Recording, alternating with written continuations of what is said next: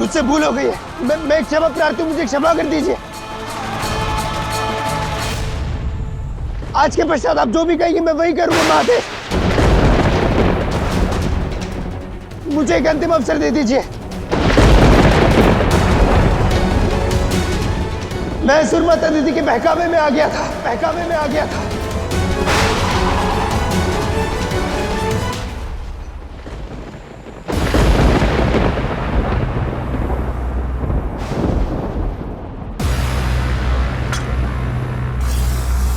शनिदेव, यदि क्षमा सच्चे मन से मांगी जाए तो वह अवश्य ही हृदय तक पहुंचती है। आपकी क्षमा में प्रायश्चित नहीं पनप रहा। अपने अपराध को किसी और पर मत थोपिए। जो उच्च पद पर होते हैं उन्हें इतनी सरलता से किसी की बातों में आना शोभा नहीं देता। जिन पर उत्तरदायित्व होता है वो बहकावे में नहीं आ सकते। आज दोष चाहे किसी पर क्यों ना मढ़ लें आप, परंतु आप स्वतंत्र नहीं हो सकते।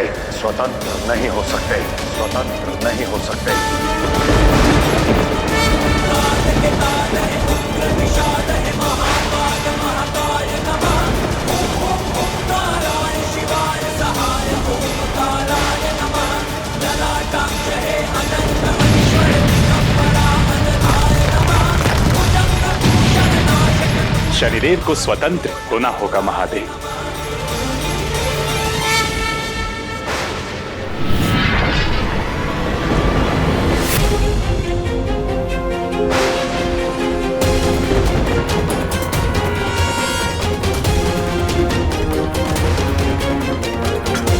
नारायण, आप सब कुछ जानते हुए शनिदेव का पक्ष कैसे ले सकते हैं? मैं तो केवल आपके दिए दायित्व का, संसार का पालनकर्ता होने का कर्तव्य निभा रहा हूं देवी। शनिदेव को मुक्त करने के दो कारण हैं। पहला, ये समस्त संसार नवग्रहों के बिना संतुलित नहीं रह सकता। और दूसरा, शनिदेव के अभिमान का अंत ही उनका दंड है।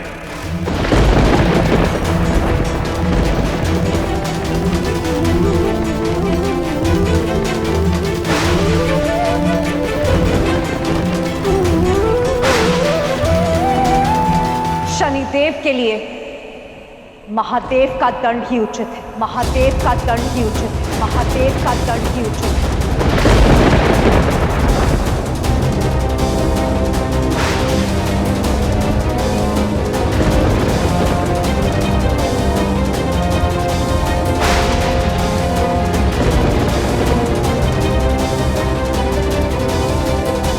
देवी, असुर ग्रह होने के पश्चात भी, सदा अनिष्ट करने के पश्चात भी महादेव ने राहु और केतु को मुक्त किया था।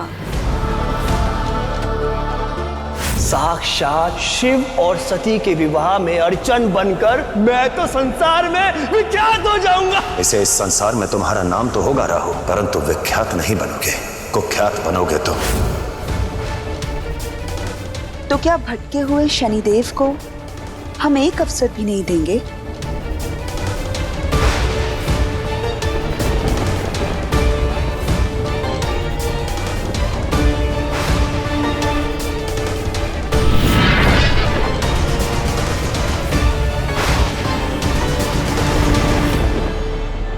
महादेव, शनिदेव को कृपा करके क्षमा कर दीजिए। कौन?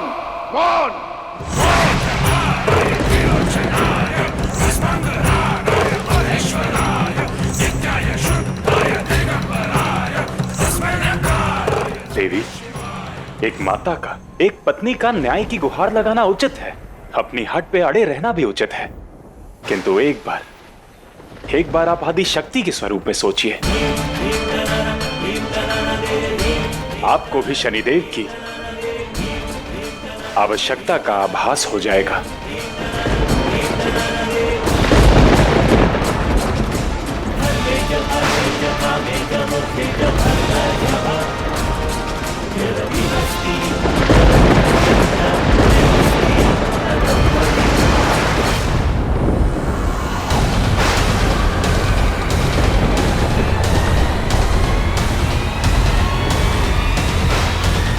देखिए देवी, शनिदेव के बंधने से निस्संदेह सृष्टि का संतुलन तो बिगड़ा ही है।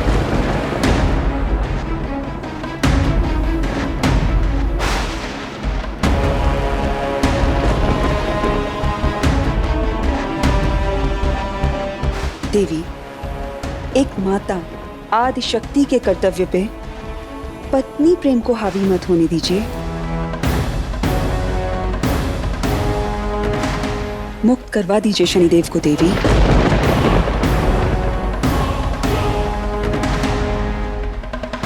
शिव शक्ति का हर पग जगत कल्याण के लिए होता है।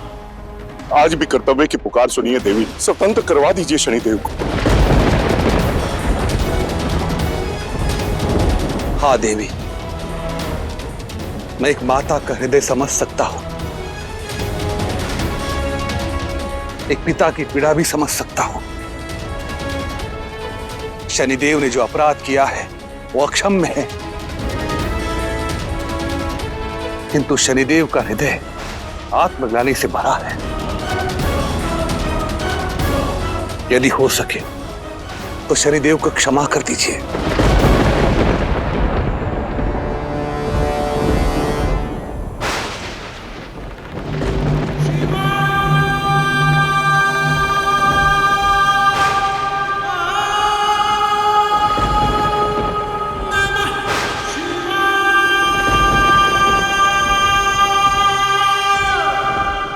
महादेव,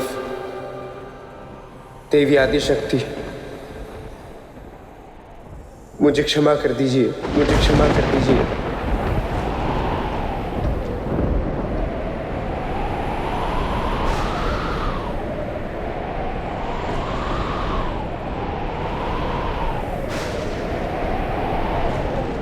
मैं जानता हूं मेरा वर्तन अनुचित था, मेरा दृष्टिकोण गलत था।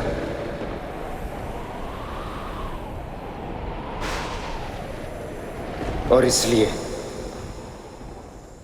सौगंध है मुझे मेरे अस्तित्व की, सौगंध है मुझे मेरे अस्तित्व की, सौगंध है मुझे मेरे अस्तित्व की,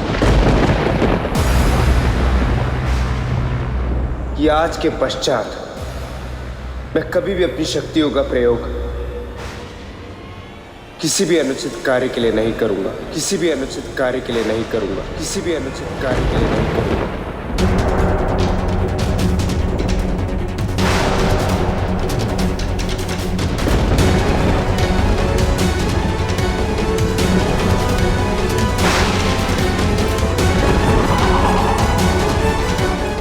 आगे मुझे समझ में आ गया है कि वक्र दृष्टि की ये शक्तियां मुझे उत्पात नियंत्रण में रखने के लिए मिली,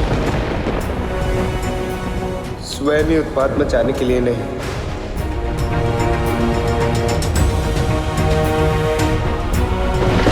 मुझे क्षमा कर दीजिए।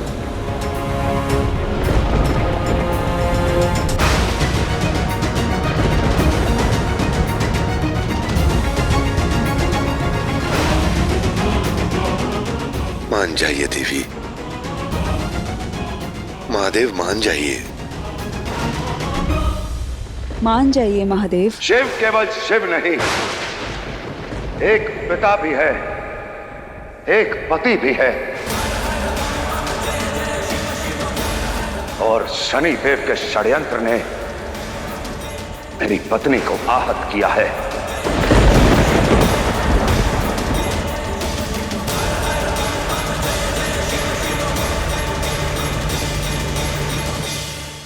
संसार के हर पति की भांति मैं इस दोषी को अपनी पत्नी के निर्णय के बिना नहीं छोड़ सकता।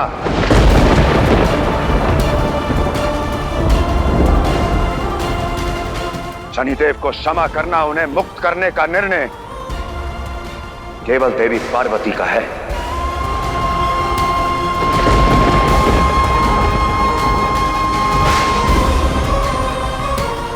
जो शक्ति कहेंगी वही शिव करेंगे, वही शिव करेंगे, वही शिव करेंगे।